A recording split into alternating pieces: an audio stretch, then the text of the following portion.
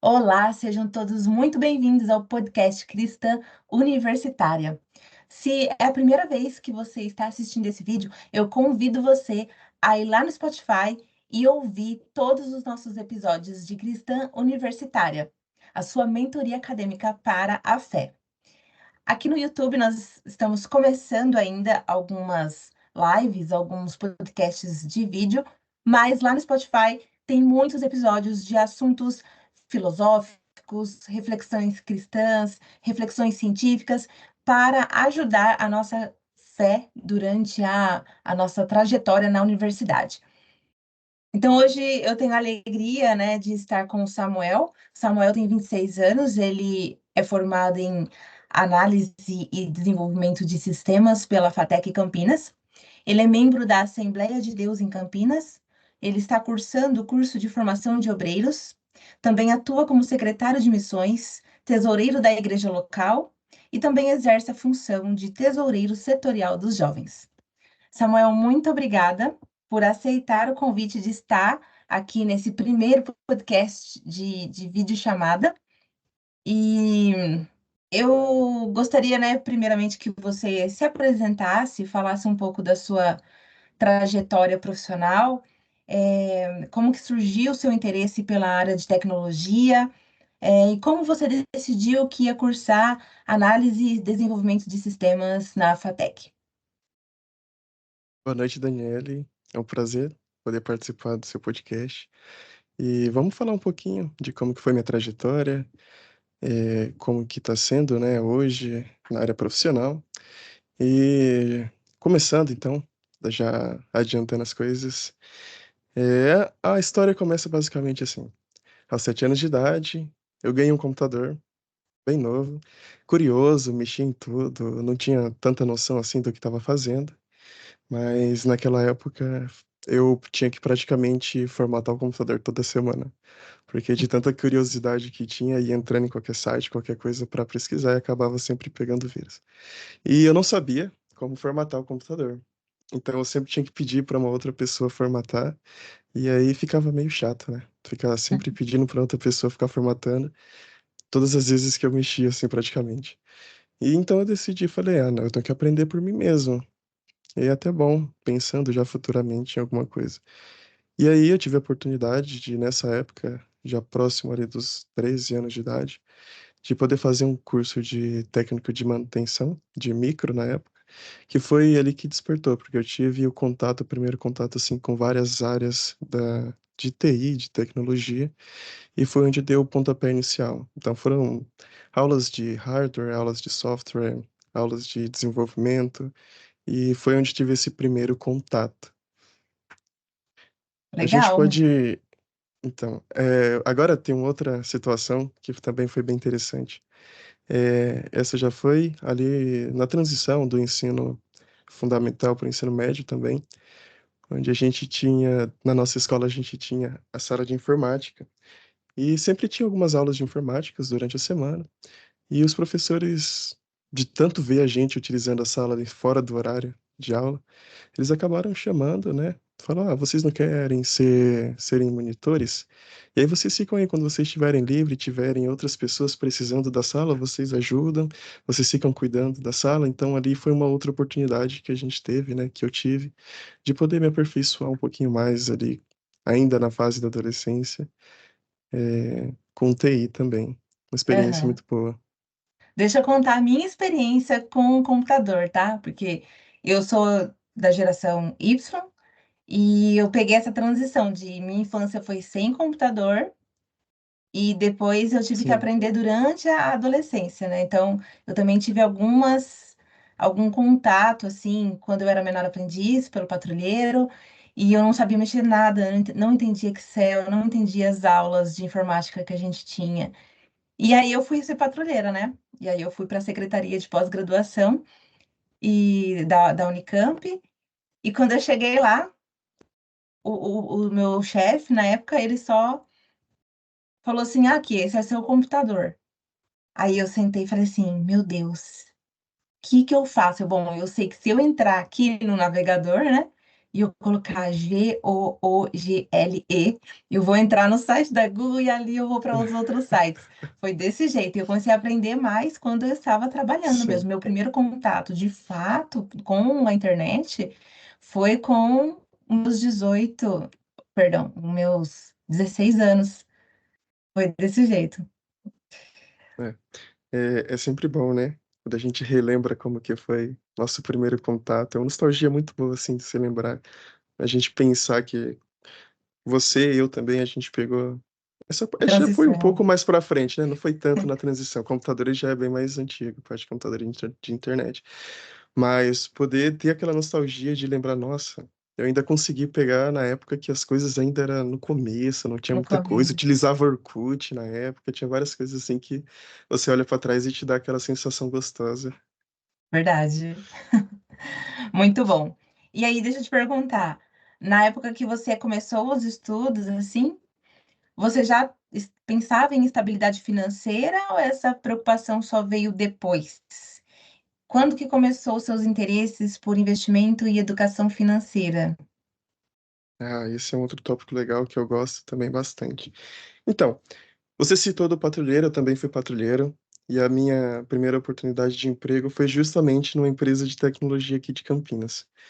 E foi onde, nossa, ali eu tive, assim, grandes experiências dentro ainda da área de TI, e foi onde eu tive, assim, onde eu tive a noção, assim, eu preciso guardar um pouco de dinheiro desse meu primeiro salário, porque eu quero ter uma reservazinha, não tinha nada específico, não tinha nada em mente para que eu ia utilizar, mas eu já tinha uma noção, assim, com 16 anos, de que precisava guardar um pouquinho, daquela renda que eu recebia, né, daquela bolsa naquela época. E foi assim que foi começando. Eu não fui muito atrás de saber como investir, de saber onde aplicar em alguma coisa, ou se tinha já algum investimento naquela época para menores de idade. Foi mais a intuição, preciso guardar. E aí, com o longo do tempo, eu fui exercendo essa prática. E aí chegou um momento em que eu realmente olhei e falei: nossa, eu consegui montar uma reserva que, se acontecer de eu ficar desempregado, eu consigo me manter por um tempinho. E isso sem ter estudado nada. Então, a primeira vez que eu ouvi falar de investimentos, que realmente a gente precisa ter uma reserva para ter uma tranquilidade caso aconteça algo e precise utilizar, né, ter a sua reserva de emergência, você já está preparado. Então, depois que eu descobri isso, eu fiquei feliz, fiquei muito feliz, porque eu não precisei, assim, foi mais um despertamento, né? Tem uma noção. E aí foi construindo ao longo do tempo. Então, para mim, não foi dificultoso quando eu entendi que isso era algo que daria para fazer, que normalmente as pessoas que têm um pouco mais de conhecimento com gestão financeira, que têm um pouco mais de conhecimento com com seus recursos, né? Com as suas despesas, seus gastos, ter o seu controle, que elas tendem a ser mais fáceis de conseguir outras áreas de investimento. Mas o início foi esse. Então, tendo essa noção, assim, iniciar um pouco, mas já começando a fazer alguma coisa nesse sentido. Uhum. Eu acho que passou aqui algo na minha cabeça, que eu acho assim, parece que quando a gente é criado na igreja, como você, como eu, a gente tem um pensamento a longo prazo. Porque tem gente que era patrulheiro e usava o dinheiro para ir para balada, gastava o tempo todo. E eu, quando eu era patrulheira, também pensava muito a longo prazo, assim. Quando eu comecei a ser patrulheira, eu economizei, comprei meu primeiro computador, né? Foi eu que paguei ele. Também eu juntei dinheiro para eu tirar minha carta de motorista aos 18 anos à vista, era esse um dos meus planos, né? E eu consegui fazer isso. Então, assim, não estou falando que as outras pessoas às vezes não pensam, mas eu sinto que na igreja a gente tem uma ideia um pouco de, não, eu quero conquistar algumas coisas na minha vida futuramente, vou querer, talvez, né, casar, ter uma casa. Então, parece que o pessoal é um pouquinho mais responsável, né, quando a gente é um cristão de verdade na adolescência. Não sei se você concorda com essa minha perspectiva. Eu acho que sim, Dani. Porque, por exemplo, o adolescente que está mais firme na igreja, ele não tem tantos anseios assim por coisas mundanas, assim por Imediatas. dizer. Isso, Uhum, imediatas. Então ele não tem esse impulso de, eu vou para uma balada. Na balada você sabe que vai gastar bastante. Você sabe que uhum. vai gastar com outras coisas. E também outras coisas mesmo que o pessoal que tá fora da igreja gostam de fazer, que não convém tanto para quem tá dentro da igreja. E aí a gente não realmente não tem essa percepção assim de falar, vou gastar com isso, vou gastar com aquilo. Então acredito que ajuda, sim. Você é um pouquinho mais reservado. Você vê, né, às suas voltas, as pessoas que estão na sua volta normalmente têm essa mesma tendência, assim, O de ter a ambiente, sua né? reserva, o ambiente, exatamente. É um pouco mais calmo, assim, é um pouco mais controlado. E eu acredito que sim, ajude realmente a você começar a ter um pouco mais de controle, assim, dos seus gastos e direcionar para onde que você vai levar o seu dinheiro no futuro, talvez. Muito bom mesmo. Samuel, agora, voltando para a faculdade um pouquinho, quais foram os principais aprendizados que você leva, né, não apenas para o trabalho, mas também para a vida pessoal? Uhum. Antes de Aprendizados da fazer. faculdade. Sim. Antes de entrar nesse ponto específico, eu acho que é interessante compartilhar como que foi, que eu não falei da outra vez, mas como que foi, como que eu entrei, né, na FATEC. E acho que é uma história, assim, até interessante. Então, assim que eu terminei o ensino médio, 18 anos, 17 para 18 anos, eu ainda não tinha em mente muito bem o que que eu ia fazer ou qual faculdade ia fazer. Então, naquele ano, foi o ano que eu prestei o Enem, prestei algumas outras universidades. Prestei para a Unicamp e prestei para a FATEC eu não tinha prestado. Foi mais o Enem e a Unicamp, que são daqui da região, né, de Campinas. E passando o tempo, a gente esperando já o resultado, naquela ansiedade que todo mundo tem, né, de saber sua nota, sua classificação, se passou, se não passou. E aí caiu a mensagem para mim, se eu não me engano, veio por e-mail naquela época. E aí a mensagem dizia: Olha, você foi aprovada para fazer o curso na Unicamp. Eu fiquei feliz. Falei, nossa, consegui passar na Unicamp. Eu tinha escolhido engenharia, da computação em primeiro e uma outra que não era tanto da área, mas ainda tá no meio. E aí eu fui olhar todo feliz qual que era o curso, e aí não era o primeiro curso. Não foi no primeiro curso. E aí eu fiquei já decepcionado. Falei, mas não era o curso que eu queria de verdade, né? Que era da área de TI. Mas eu falei, não, mas ainda é da Unicamp, ainda é um curso bom. Qualquer coisa eu posso fazer um remanejamento depois lá dentro. Alguma Sim, outra coisa assim para ir para. Você tem bastante experiência, né? Porque você também foi da Unicamp. Mas. E aí o meu pensamento foi esse. Aí eu fui procurar sobre o segundo curso. Ele era de engenharia de telecomunicações. Inclusive, que é o ramo da primeira empresa que eu fui trabalhar, que era de telecomunicações e TI. Mas, e aí eu fiquei naquela ansiedade, né? Será que eu vou? Será que eu não vou? Não era em Campinas, era em Limeira. Eu falei, mas será que é o momento? Será que eu vou conseguir ir para lá, me manter, me sustentar sozinho, né, em outra cidade? Todas aquelas questões de quem tá tão acostumado a ficar na sua cidade, quando precisa sair, tem, né, o medo que tem. sim, E E aí foi passando o tempo, foi chegando próximo da data da inscrição, e aí foi aumentando assim o peito, foi apertando. Não conseguia decidir se realmente ia ou não ia. E aí, muito ansioso, assim, quando faltava 3 dias para poder iniciar as matrículas, a gente já tinha recebido todos os comunicados, interesse, tudo certinho para ir no dia da matrícula. E aí foi onde eu fiz, acho que eu sempre estava orando, né? Sempre tive a propósito de orar por isso. Para se Deus, se fosse do querer de Deus também, que ele me levasse eu com mais segurança, que eu fosse com mais segurança para lá. Mas ainda com o coração muito apertado, e orando e orando. Eu falei, Deus, eu não queria estudar fora daqui de Campinas, né? Mas eu também queria que fosse na universidade pública. E só tem a Unicamp aqui de Campinas de público. Até então, eu não sabia nem que tinha a FATEC, não tinha pesquisado tanto. E, e aí aquela angústia, assim, no coração, mas orando, orando. E aí foi chegando mais próximo da data, quando faltava 2 dias para a matrícula, no dia seguinte, Aí eu fui fazer caminhada de manhã, eu costumava fazer caminhada naquela época. E aí, quando eu terminei de fazer caminhada, eu recebo uma mensagem no WhatsApp. Eu olho e falei, isso daqui não tá no meu contato, eu não conheço essa pessoa. Eu abro para ver, na época era o professor Jaime. Hoje eu acredito que ele ainda seja o diretor da FATEC. Mas então eu recebi a mensagem, eu fui ler e falou: parabéns, você foi aprovado. Você foi aprovado para cursar análise de desenvolvimento na FATEC. Aí eu, como assim? Na FATEC? Eu não lembro de ter me inscrito em nada. E aí eu fiquei feliz de primeiro momento, mas eu fiquei com o pezinho atrás. Eu falei, eu não lembro de ter inscrito em nada, isso daqui deve ser alguma mensagem aleatória, alguma coisa assim nesse sentido. E aí, chegando em casa, eu fui procurar. Realmente, tinha a FATEC, foi o primeiro contato que eu tive com a FATEC, que eu conheci. Vi que, e eu fiquei surpreso, porque eu não sabia que a FATEC era uma faculdade estadual, né? Então, também seria uma faculdade pública.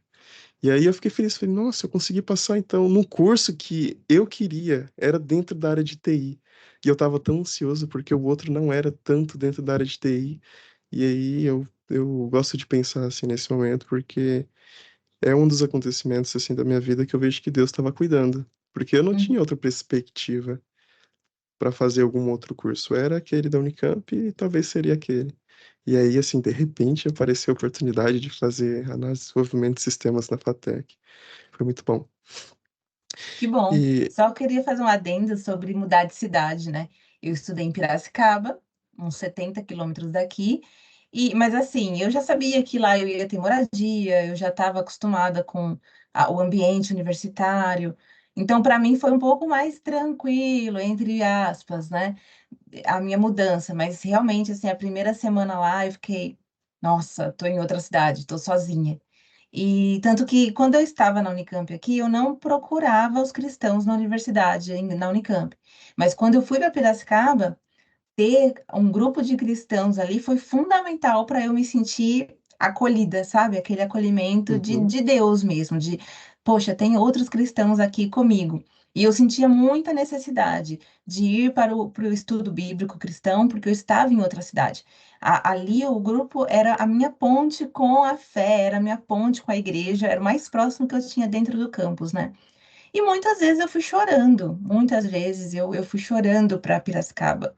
Eu ia de segunda-feira, 5:30 da manhã, para pegar o primeiro ônibus para poder ir para a aula das 8 horas. E eu sempre gostava de vir nos finais de semana, porque eu gostava muito de estar aqui na minha igreja local em Campinas, né? Então, assim, não é uhum, fácil, mas também eu encorajo as pessoas, né, que estejam porventura sim. ouvindo, que vão, porque é uma experiência maravilhosa, assim. Eu amo Piracicaba como se fosse minha segunda cidade, sabe?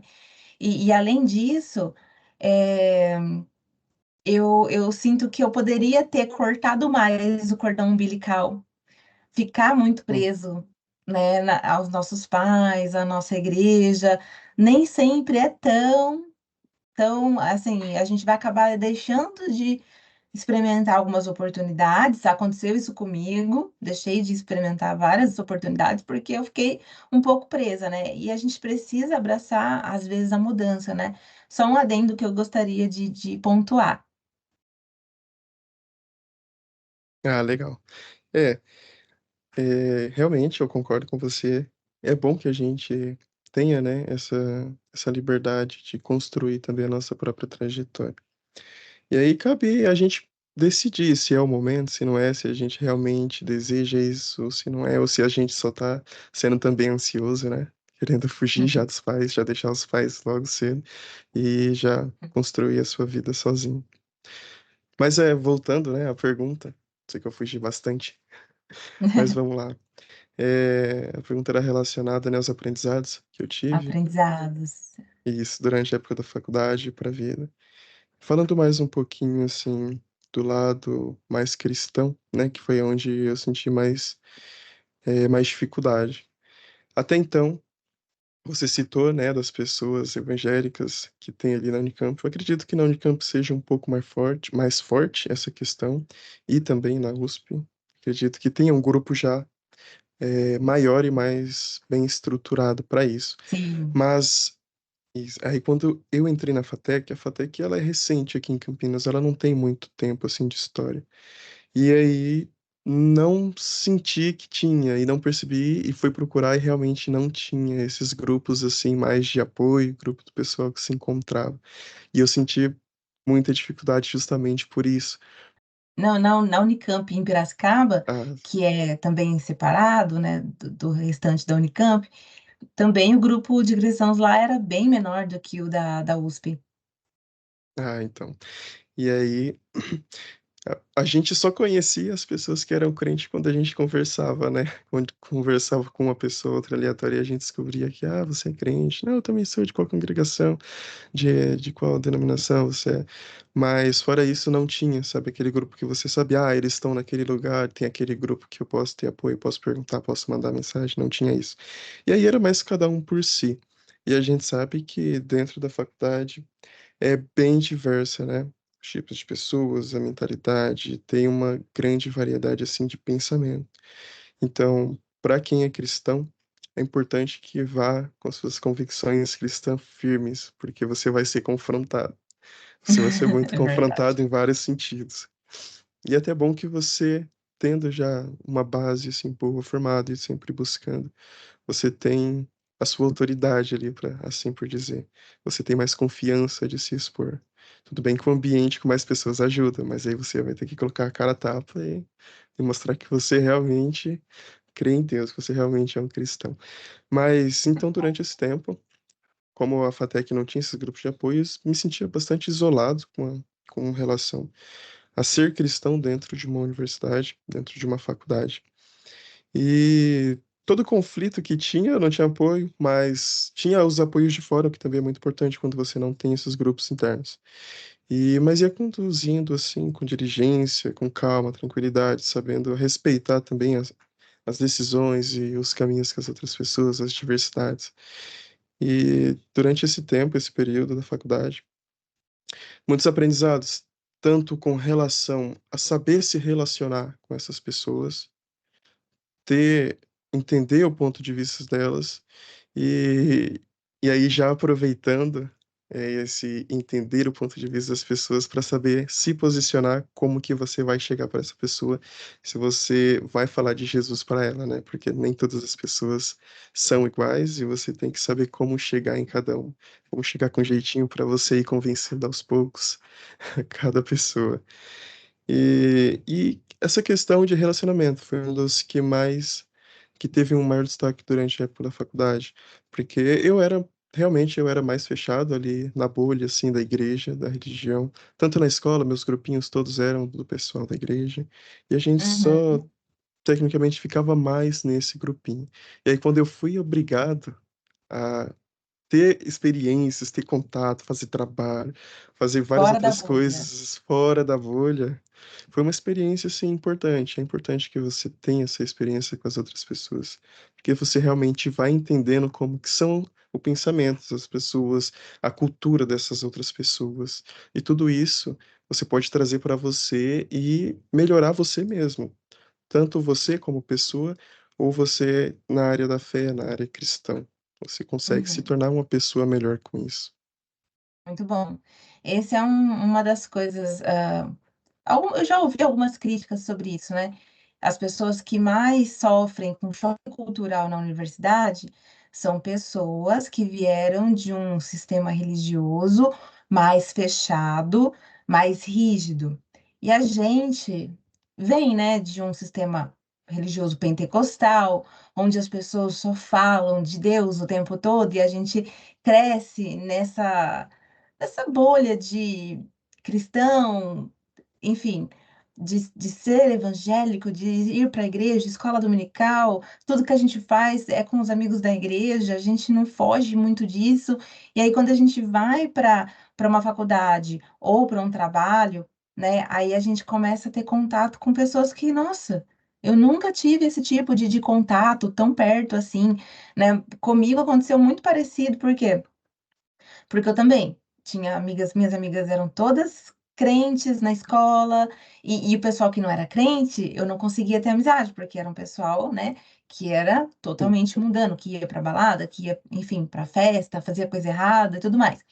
Só que aí você chega na universidade, e aí lá é onde os nerds também vão para festa, os nerds É. também vão fazer coisa errada. E não tem como você pegar e falar assim, ah, eu não vou falar com essa pessoa. Até porque a gente não deveria ser assim, né? Jesus falava com todas as pessoas.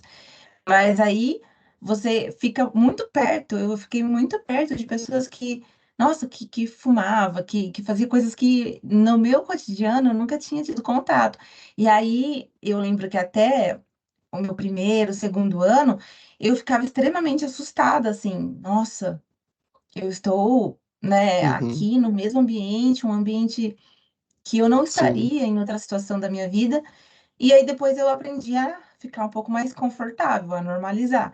Por quê? Porque a gente também não pode criar muro com essas pessoas. A gente precisa ser amiga dessas pessoas, por mais que talvez a gente seja zombado, seja no trabalho, zombe, que a gente é crente, a gente precisa estar em contato e a gente precisa amar pessoas, né? Acho que esse é um ponto sim. importante na universidade. Mas, bom, voltando aqui então. Bom, falando sobre educação financeira e investimentos, né? Porque é uma área que você se destaca na sua vida pessoal, você gosta de estar buscando alternativas de ganhar dinheiro de alguma forma, faz investimento, é, comprou um apartamento, posso falar aqui, né? Ou não? Pode falar assim. Tá certo. E aí eu queria falar com você, sobre essa questão do dinheiro. Eh, Muitos cristãos ainda têm dificuldade em falar sobre dinheiro. Eu sou uma pessoa dessa, eu estou me desconstruindo aqui, mas como que você enxerga essa questão da relação do cristão com o dinheiro? Ah, a gente não pode amar o dinheiro, né? E você, por exemplo, eu estou falando por quê? Você é uma pessoa que corre atrás, fez sua formação, usa sua formação, trabalha na área, e aí você ainda busca outras alternativas de ganhar dinheiro, mas eu que te conheço, eu vejo em você uma pessoa que é um cristão muito sincero, um cristão que busca, né, agradar a Deus, e aí a gente olha para outras pessoas que talvez a gente não conheça tanto, e pela postura dessa pessoa a gente pode, eu já ouvi falar, né, alguém pode falar assim, ah, fulano só pensa em dinheiro, é crente, mas só pensa em dinheiro. Qual que é essa relação? Até que ponto é saudável? Que ponto que começa a ser pecado? É isso. Muito bom. É sempre um pouquinho mais delicado, né, quando a gente fala de dinheiro, assim, de como a gente pensa ou se relaciona com o dinheiro, né. Mas falando de mim mesmo, eu sempre tive o pensamento de que o dinheiro que eu tenho é para ajudar outras pessoas. O que eu tenho, o que eu recebo de rendimentos, o que eu recebo ali do meu trabalho, claro, é para cobrir os meus gastos pessoais, ajudar em casa, mas sempre pensando no próximo. Então, por exemplo, você citou que eu comprei um apartamento, e o meu pensamento quando eu comprei esse apartamento era: "Eu preciso de alguma forma", pensando assim, no começo, eu vou confessar, foi pensando um pouco mais em mim, mas preciso de alguma forma para que no futuro eu tenha algum tipo de renda. Então esse foi meu primeiro pensamento. E aí, fui trabalhando para isso, buscando alternativas e Deus abençoou de que realmente consegui o apartamento e consegui alugá-lo, assim, logo na sequência. Mas aí quando a gente começou a receber os rendimentos, eu percebi, falei: "Bom, eu estou recebendo, era isso que eu queria. Se eu só receber, eu consigo guardar um dinheiro e ir me preparando para mais tarde, né, para uma possível aposentadoria". Mas não foi isso que eu fiz. Eu comecei a ajudar mais na igreja, comecei a ajudar mais nas cantinas, comecei a ajudar, assim, em todos os eventos que dava para me ajudar, eu ajudava. Consequentemente, aumentei, né, o valor do dízimo, o dízimo é importante, a gente pode falar um pouquinho depois. Contribuições que a gente tem avulsas dentro da igreja, que a gente dá, assim, aquela oferta sem ter o medo, assim, com fé, sabe, você tem a possibilidade de ter mais fé entregando, porque na minha situação foi Deus que me deu a oportunidade de conseguir o apartamento. Então, eu estou honrando a Deus através do que Ele me deu, do bem que Ele me deu. E aí, o meu pensamento com dinheiro é relacionado a isso. Então, tem um certo limite para mim, e acredito que cada um tem o seu limite, mas é que o que eu estou fazendo durante o meu dia, pensando assim, relacionado a dinheiro, ele está ocupando mais do que o tempo que eu deveria estar adorando a Deus, que eu deveria estar realmente ali entregando a Deus. Se isso estiver acontecendo, é porque eu estou tendendo a colocar o dinheiro acima de Deus. E aí isso é o que é uma avaliação que eu faço diariamente, porque o melhor para mim, acredito assim, é conseguir entender aonde eu tô indo pensando em dinheiro. Então, o momento que ele entra e eu percebo, ó, passou da cota aqui, eu tô muito viciado em dinheiro, ou eu tô pensando demais em dinheiro. Não, então tá errado, vamos com calma, vamos voltar a colocar os pés no chão, vamos tirar um momento assim maior do dia para falar com Deus. Eu gosto bastante dos momentos que eu estou no trânsito, né? É bastante tempo, mas eu coloco os seus podcasts, coloco os seus podcasts para ouvir, ouço bastante hino, bastante pregação, e ele vai edificando. E juntamente também é importante a gente ter esse pensamento aí para o futuro, igual a gente conversou no começo, né? Desse assunto, relacionado a como foi, que eu comecei a ter essa noção de dinheiro, né? E outro ponto importante é que cada pessoa tem a sua situação financeira, né? Então, nós sabemos que é muito difícil quando a gente está numa situação mais apertada. Tecnicamente, nós tendemos a ter mais fé, porque os recursos são menores e nós oramos mais, buscamos mais, porque tecnicamente a gente já está passando por uma prova financeira. Mas é importante, sim, assim, que cada um entenda a situação que está e que se Deus deu a oportunidade de você correr atrás de algo a mais, te deu conhecimento para fazer aquilo, te deu uma estrutura para fazer isso, e você consegue fazer isso, eu acho que sim, você deveria fazer. Mas lembrando que tudo que você fizer, tudo que você receber, tem que ser para a honra e glória de Deus. Não porque ele te deu essa possibilidade de fazer que quando você chegar e conseguir, você vai abandonar, vai esquecer. Ah, esqueci, tô com dinheiro, agora eu não preciso mais de Deus. Não é assim que funciona. Perfeito, eu vejo que é muito a questão, igual um dos meus podcasts sobre as lutas das causas, né? Às vezes a causa é Sim. justa, mas se você faz ali com o coração errado, você não está fazendo por causa de Deus, você não está nem fazendo por causa da luta, você está fazendo por ego, né? Então, acho que é a mesma coisa aí. Então, não importa a postura muito, mas na verdade, a postura vai ser um reflexo do seu coração, né? Então, se Uhum, você isso. está buscando muito dinheiro, é que nem eu penso assim, eu vejo às vezes notícias no jornal de um golpista que está super vivendo bem a custas, né, de dinheiro injusto. Aí eu penso, poxa vida. Isso que é amor ao dinheiro, né? Não é você fazer uma faculdade, trabalhar na área, ganhar o seu salário, ganhar o seu piso salarial. Isso não é amor ao dinheiro. É isso que eu estou tentando entrar aqui, colocar na minha cabeça, mudar os meus paradigmas. Mas excelente a sua resposta, viu? E aí, que erros financeiros você percebe que as pessoas cometem com mais frequência?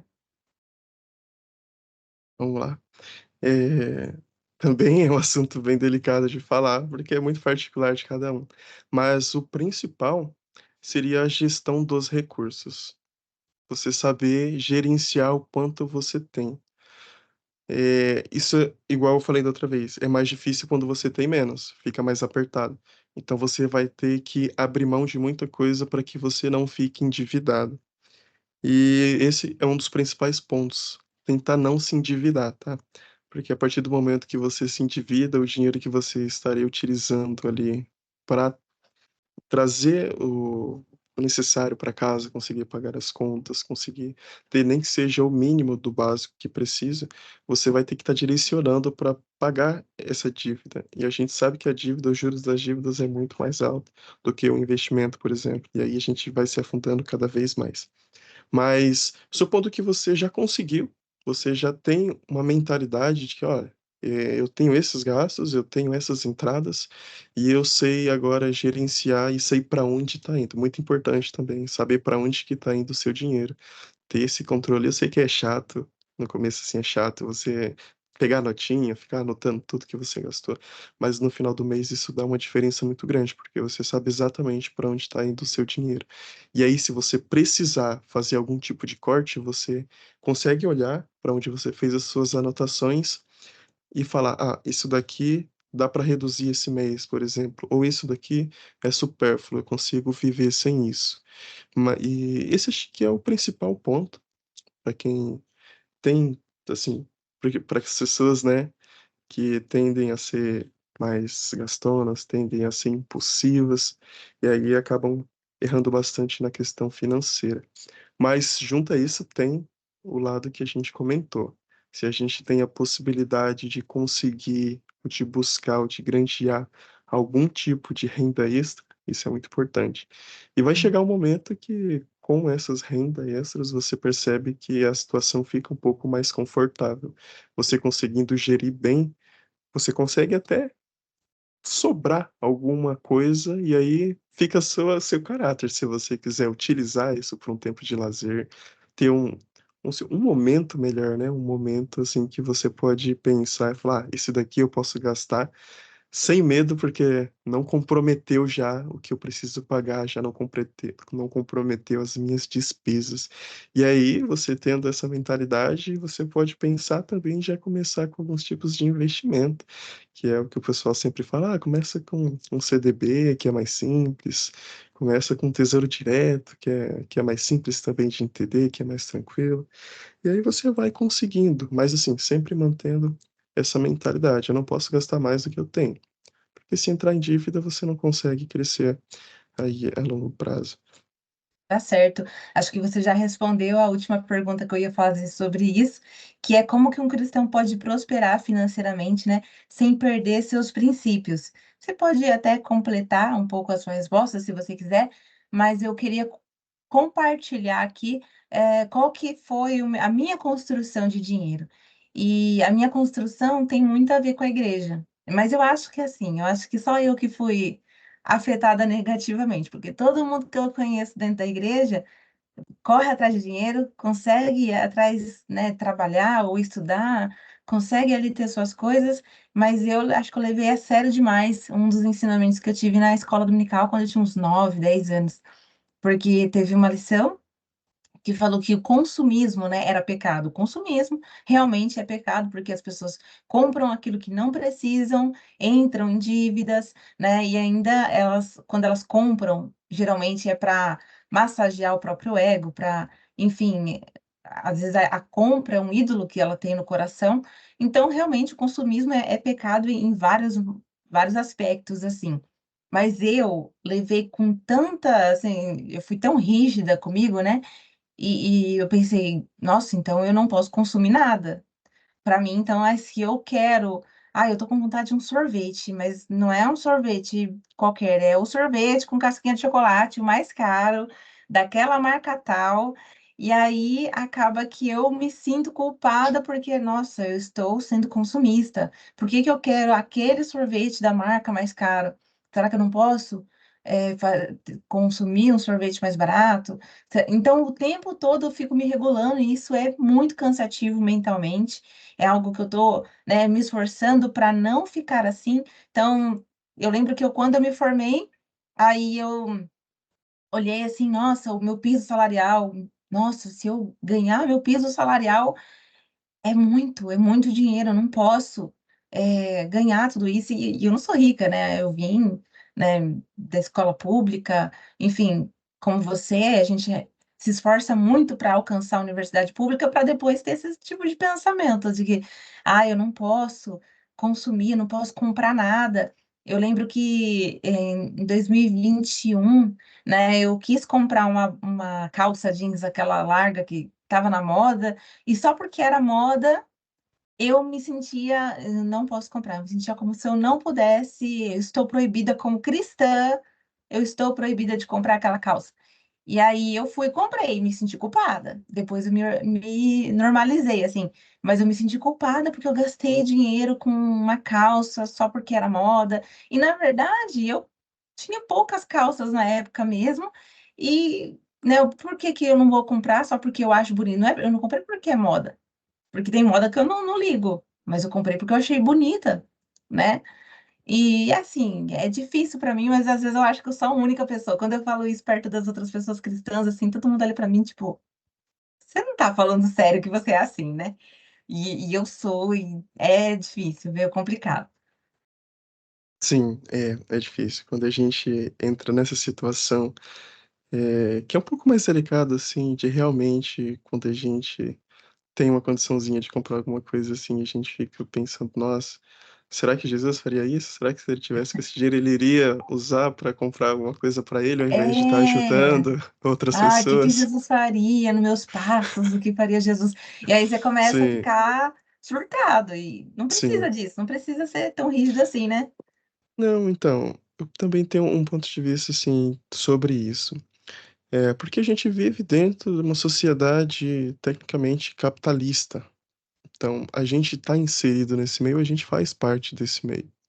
E se a gente não investe, mesmo que seja o mínimo em nós mesmos, isso nos prejudica como pessoa.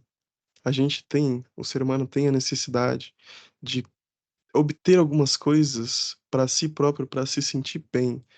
Então, por exemplo, olhando de fora, você ter comprado a calça não era algo sendo egoísta, querendo gastar dinheiro assim à vontade. Era uma necessidade, e pela necessidade você tinha um gosto específico. Então, Bom, não teria problema por isso, porque você não está colocando esse esse objeto que você queria comprar acima de Deus.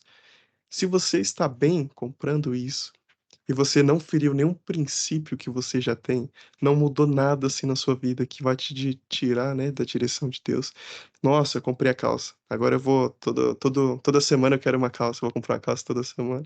Isso sim, isso vai te levando para outros pensamentos. Mas não, você comprou algo que necessitava e algo que ia te fazer bem. E você estando bem, você tem uma adoração também mais verdadeira assim para Deus. Você consegue entregar uma adoração melhor também. é verdade. É verdade mesmo. Às vezes eu fiz alguma coisa, eu comprei Né? um milkshake porque eu estava estressada, porque eu estava triste. E aí, na hora que eu comprei o milkshake, nossa, dá até vontade de glorificar a Deus, de adorar a Deus, falar, nossa, Deus, que maravilhoso, né? Como que a gente descobriu o milkshake? Como que a gente fez Sim, o sim. milkshake? Obrigado por dar esse prazer de se alimentar, de ser feliz, né? É, e É se a muito gente bom. também e se a gente também não utiliza, né, por exemplo, se a gente não gasta dinheiro com passeio, por exemplo, que é necessário, a gente precisa também ter o momento de descanso. Se a gente não aproveita o que Deus já deixou para nós, se a gente não aproveita a natureza, não aproveita o ar livre, que, claro, vai demandar dinheiro, dependendo do que você for fazer, é ruim também. A gente não está aproveitando o que Deus deixou pra gente, porque a gente pensa assim: "Ah, se eu fizer isso, realmente eu tô pecando", e às vezes não é. Isso é só um tempo de qualidade, por exemplo: "Ah, eu vou deixar de levar minha família para tomar um sorvete no parque". Oh, quão agradável, não é isso? Quem não quer passar uma tarde, por exemplo, com a família tranquilo, aproveitando o momento? Aí você vai falar: "Ah, não vou fazer isso". E aí, você tá perdendo um momento que poderia ser de união da sua família, porque a gente tem que pensar nessas coisas também. Você estando mais unido com a sua família, você tem como ter mais ideias, se planejar melhor, você está mais alinhado com a sua família e, consequentemente, você também traz a sua família para perto de Deus junto com você. Então, é interessante que a gente tenha essa linha de raciocínio. Eu estou fazendo isso, mas é o meu ego já, é o meu coração que já está pensando nisso? Ou eu estou fazendo isso por uma necessidade? É sempre bom ter. Assim, é difícil a gente perceber isso, Uhum. porque quando a gente quer comprar, quando a gente já tá ansioso para comprar, a gente acaba soltando a mão, assim, comprando. Mas é importante voltar, assim, e de vez em quando repensar quais são as ações que a gente está tomando com relação a dinheiro. Beleza, muito bom. E aí, falando de dinheiro, então a gente vai para a parte do serviço na igreja, que você também mexe com dinheiro lá na igreja, né? Então, Como que surgiu o seu envolvimento com a tesouraria da igreja? Uhum. Vamos lá. Então falando, né, sobre os meus cargos na igreja, comecei como terceira secretária de missões, e foi onde eu tive a primeira experiência ali com algum cargo na igreja. Sempre foi um desafio, eu nunca tinha feito nada parecido, eu nunca tinha sido secretário de nada, da escola dominical, dos jovens, assim, nada. Então foi aquele primeiro impacto, né? Será que eu vou conseguir? Eu não sei fazer nada. Mas com o tempo eu fui pegando as coisas, a gente vai entendendo quais são os processos, vai entendendo quais são as pessoas com quem a gente tem que interagir e vai facilitando as coisas. É importante também, né, sempre ter outras pessoas com mais experiência também junto para te ajudar. E aí, conforme foi passando o tempo na tesouraria, eh, chegou um dia, o pastor me chamou e falou: "Olha, preciso conversar com você. Você já está há um tempo aí na como secretário de missão, já está sabendo como que funciona as coisas, e eu tô precisando de alguém para dar uma força aqui na tesouraria. E eu gosto do seu trabalho, do jeito que você trabalha. Você é um menino esforçado, um menino dedicado aqui na casa de Deus. E eu queria que você pudesse ajudar os outros rapazes, né, as outras pessoas que estão ali na tesouraria."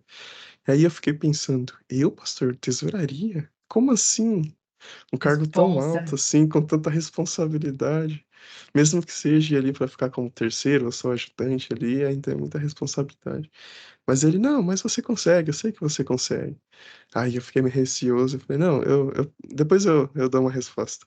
E aí eu nunca mais fui atrás de falar com ele sobre nada, eu não dei a resposta. Nem Aí ele Padre Senhor chegou mais dava, né? Tô é, brincando. passava longe já. Aí ele chegou e falou: "Ó, eu falei com você, mas você não me procurou, então, próximo domingo você vem aí que você vai começar no próximo domingo já." Aí eu falei: "Não, tá bom, então eu venho ajudar como terceiro, tá bom, dá pra ir lá e aprender." Você estava com quantos E, anos?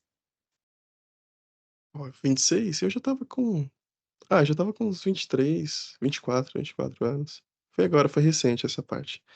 E aí tudo bem, então a gente começou, e aí conforme foi passando, eu descobri que quem estava na liderança, né, era um irmão que já é da área, ele é contador, da área contábil, então ele já tinha muito conhecimento de tudo que estava lá. Aí eu conversando com ele vira e olha pra mim e fala: "Viu, próxima semana eu não tô mais aqui, eu vou mudar de igreja, de congregação." Aí ele falou: "E o pastor escolheu você pra tomar conta daqui, então você tem Você uma era semana pra você estagiário e não aprender tudo." sabia. Não, então, então, eu fui pra ser estagiário, eu não fui pensando em mais nada. E aí descobri que em uma semana eu teria que assumir tudo. Eu falei: Nossa. "Não, mas é pouco tempo, eu não sei fazer nada aqui, eu não tenho noção de nada." Aí ele falou: "Não, vem esses 3 cultos, né, terça, quinta e domingo que eu vou te mostrar como que é, eu vou te mostrar todos os passos." Aí eu falei: "Ah, tá bom então, eu vou vir, vou confiar em você, você falou que não é difícil, então eu vou vir." E aí fui, na terça, na quinta, no domingo, e e aí eu fiquei um pouquinho, assim, com medo pela responsabilidade, porque Uhum. esses 3 dias praticamente eu só ouvi, ouvi, ouvi, quando foi no domingo à noite eu olhei pra trás e falei: "Eu não sei nada, eu não entendi nada."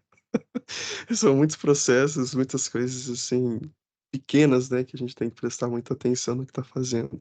Mas eu aceitei o desafio, tinham mais outras 2 pessoas também, mais outros 2 tesoureiros que deram suporte, eles já tinham mais conhecimento, falou: "Não, a gente já tem, a gente já sabe como funciona, a gente vai passar e a gente vai indo aos poucos." E aí a gente foi conseguindo trabalhar, foi conhecendo também as pessoas, escalando ali, conhecendo as pessoas que a gente tinha que interagir no setor, na sede central. E aí, graças a Deus, Deus deu sabedoria, entendimento, paciência para conseguir conduzir isso, porque assim, a responsabilidade é grande, a gente sabe, e é tudo para honra e glória de Deus, né, então é uma posição que você tem que ter caráter, você tem que ter honestidade para poder conduzir isso daí da melhor forma, porque você está mexendo com uma coisa que é importante, muito importante, que é o dízimo que as pessoas estão dando a Deus, né. Então essa questão a gente tem que repensar bem, tem que fazer, assim, com carinho, fazer com vontade, para que não tenha nada errado, que você não tenha que ser responsabilizado por alguma coisa. E aí, mais recentemente, A gente teve uma troca ali nas lideranças, um remanejamento dos jovens do nosso setor, e o pastor setorial estava precisando de uma pessoa para ajudar na tesouraria da liderança dos jovens do setor. E eu até então não sabia nada, porque a gente é de uma igreja aqui do setor, né? A gente não está, diretamente na igreja principal do setor.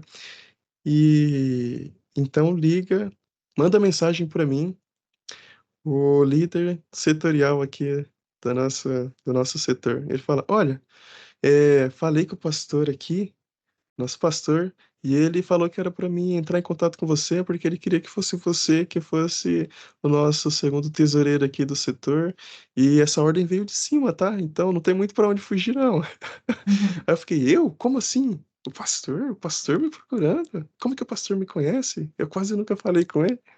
Olha Mas só. aí a gente vê, então, e aí a gente pode ver o quanto é importante a gente trabalhar, igual a gente falou, com diligência e prestar um bom serviço ali dentro da casa de Deus. Eu não sabia que ele estava me observando de outra igreja, totalmente longe, mas ele tinha conhecimento, ele sabia quem eu era, o que eu fazia.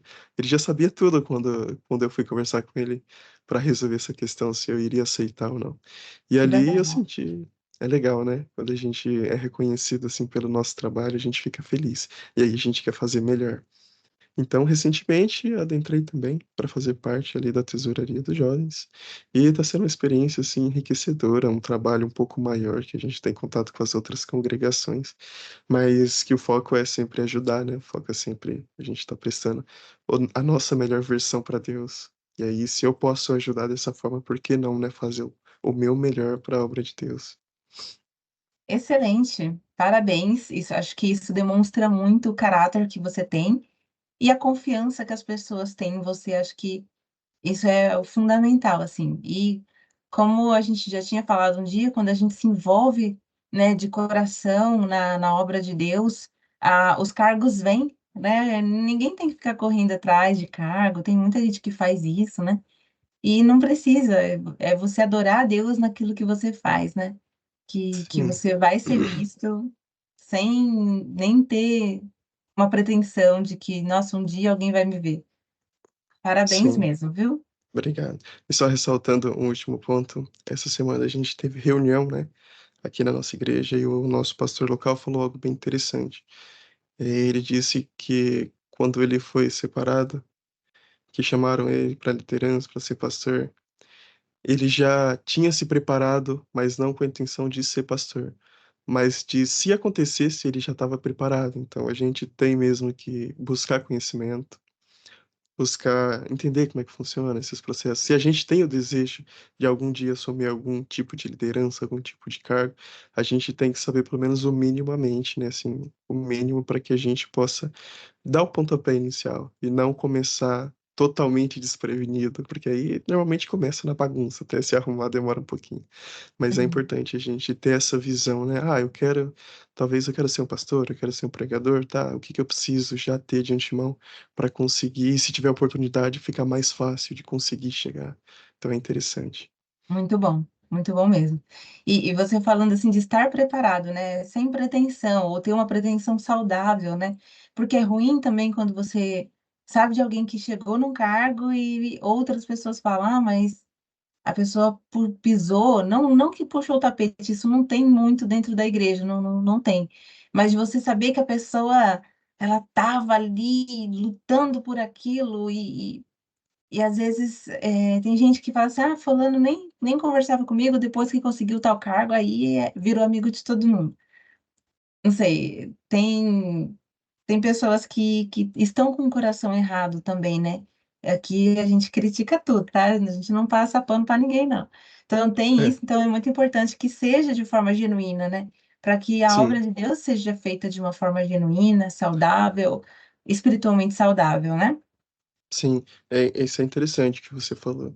Porque não é porque nós estamos dentro da igreja que todos estão com o mesmo propósito. Uhum, Essa é a principal ali guerra que a gente tem, porque a gente quer uma igreja unida, a gente quer uma igreja com os mesmos propósitos, né? Para que ela Sim. seja edificada e todos os membros sejam edificados. Mas nem sempre vão ter pessoas com os mesmos propósitos. E pode acontecer sim, de uma pessoa receber um cargo e ela acabar se exaltando um pouco mais, sendo um pouco mais arrogante, mais egoísta. Mas isso vai muito da personalidade, da vida que ela tem É. com Deus, né? Porque se ela teve esse tipo de demonstração depois que recebeu esse cargo, tecnicamente ela já tinha no coração dela um pouco mais de soberba, um pouco mais de Uhum. arrogância. E quando ela teve a oportunidade, ela só demonstrou isso para fora. Só mostrou, ó, eu Sim. já tinha isso dentro de mim, então é perigoso, igual a gente conversou, porque pode ir tomando aos poucos, né, a posição de Deus no nosso coração, a posição de Jesus. Mas outro ponto importante que é bom ressaltar desse assunto igual eu falei, eu não estava esperando nenhum cargo. Então, eu não Uhum. tinha a pretensão de, vou fazer isso daqui, assim, vou tentar de todas as formas para conseguir esse cargo. Eu não estava esperando o cargo.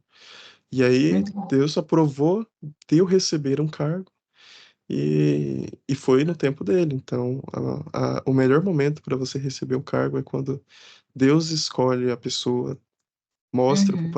o pastor ora, busca, e essa pessoa é você, porque você está debaixo da graça de Deus para poder exercer essa função. Muito bom. Você falou uma coisa que é verdade. A pessoa que está assim, o que me alivia é que perto da maioria das pessoas que estão dentro da igreja é um gato pingado, que é assim que Né? a gente percebe. É muito poucas pessoas que têm esse propósito errado, né?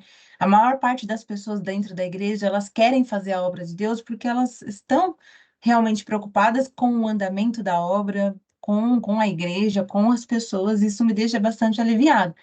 Para o mundo, eles acham que acho que a maioria das pessoas são assim, né? A gente já ressalta que não é. A maior parte das pessoas estão dentro da igreja com vontade de fazer por causa de Deus, né? De ter um Uhum, evangelho saudável e transparente. Mas um ponto importante é a pessoa que ela almeja liderança porque ela se acha capaz de ser líder e tal. Talvez ela pode subir em vários cargos na igreja e de repente ela olhar e falar: a igreja não me cabe mais. É o que eu ouvi de uma moça uma vez. Ela falou assim: eu não estou mais na igreja, a igreja não me cabe mais.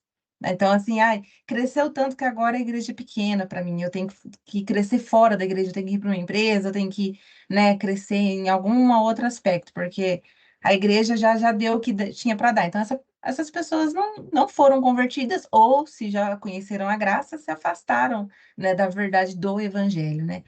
Mas só para a sim. gente não se alongar aqui, vamos finalizando aqui. Eu já vou fazer duas perguntas e você responde elas em conjunto, ok? Sobre conselhos, né, e princípios, que conselho você daria para jovens cristãos que desejam crescer profissionalmente sem perder a fé? E existe algum princípio bíblico que guia a sua vida financeira e suas decisões? Vamos lá. Primeiro respondendo, falando um pouquinho sobre a parte eh, de, de dicas, né, mesmo, do que um jovem, assim, deve ou não fazer. Claro que isso sempre vai ser particular de cada um, mas eu diria que vá em frente nos seus sonhos, tá? Porque se você não tem um sonho para seguir, você tá perdido. E isso também não ajuda de nenhuma forma. Então, se você tem um sonho de carreira, se você tem um sonho de profissão, vá, corra atrás. Crie as oportunidades. É muito importante conseguir criar as oportunidades, porque nem sempre elas vão aparecer pra gente, né? Assim, fácil. Então, Uhum, corra atrás, sim, dos seus sonhos. Mas saiba que, independente da área que você escolher, independente da faculdade, da profissão que você escolher, da sua carreira, Deus ainda tem que ser o principal na sua vida. Você vai ter que se achegar mais próximo de Deus, porque você não nem sempre estará num ambiente que terão outras pessoas para te ajudar. E você vai ser o ponto de referência. Então você vai ser atacado, como também você, quem vai ser chamado caso precise. E as pessoas estão sempre olhando. A gente pode achar que não estão, mas em qualquer lugar que a gente está, as pessoas estão nos olhando, estão nos julgando. Então a gente tem que mostrar ali a nossa melhor versão, nosso melhor caráter, que tudo para honra e glória de Deus. Mas tenha seus sonhos, corra atrás dos seus sonhos. Isso é tão importante para a gente quanto para a nossa vida espiritual também. A gente está bem com nós mesmos, sabendo que estamos fazendo o que a gente gosta e que tem um valor para entregar para Deus, que isso vai trazer um retorno que é para Deus. É muito importante a gente ter esse pensamento que vai nos guiar para onde a gente deve seguir e também debaixo da graça de Deus, porque se Deus já tem um propósito na sua vida, ele vai te direcionar. Eu sei que você já fez um podcast falando como que foi a sua escolha de curso, muito interessante, por sinal. Se alguém tiver a oportunidade de voltar lá e poder ouvir. Ouçam lá. Sim, e aí, se o que você escolheu, o que Deus quer assim para sua vida, ele vai facilitar isso para você, né? Vai ficar mais fácil de você conseguir fazer esse curso, entrar nessa profissão. E qualquer outra pergunta? Eu esqueci. A outra pergunta era: existe algum princípio bíblico que guia sua vida financeira e suas decisões em geral? Não tem um princípio em específico, mas eu gosto bastante de pensar na trajetória que Jesus teve aqui na Terra, né? Em vários momentos diferentes, em várias situações diferentes. Mas tudo que eu vou fazer, por exemplo, e tem um pingo assim de que é relacionado ao que Jesus fez, ou foi parecido, ou a situação ali envolveu isso, eu tento levar ao máximo assim ao pé da letra quais foram as atitudes de Jesus, o que Jesus disse, o que Jesus estava pensando, qual que era a mentalidade dele assim, qual que era a mentalidade das pessoas que estavam com Jesus, que estavam próximo de Jesus. E aí eu vou mudando isso para minha vida e muita coisa.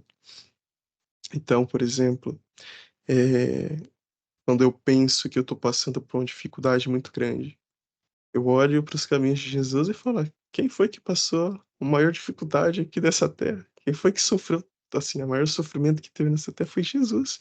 A gente lê nas escrituras e vê tudo que ele teve que passar, e aí isso dá um pouco mais de força, fala assim: "Ó, Jesus morreu por mim, Jesus já sofreu, ele tem o entendimento do que nós passamos aqui, porque ele passou isso na pele.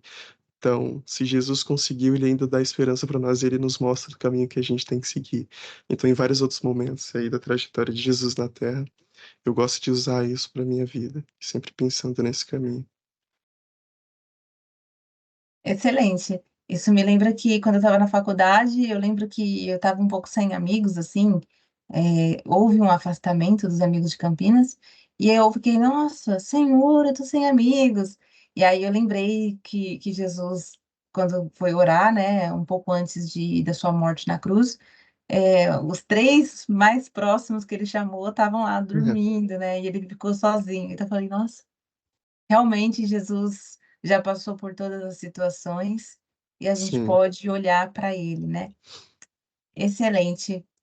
Samuel, eu quero agradecer pela sua participação, agradecer pelo seu apoio com o podcast lá no Spotify e também incentivar as pessoas a vão no Spotify, procurem podcast Cristã Universitária e ouçam todos os episódios. Eu tento trazer assuntos, sem muita maquiagem, eu gosto de trazer realmente, as falas mais disruptivas, com nomes disruptivos, para que a gente possa tocar na ferida mesmo, falar: é isso que acontece, esse é o fato, o que que a gente faz?".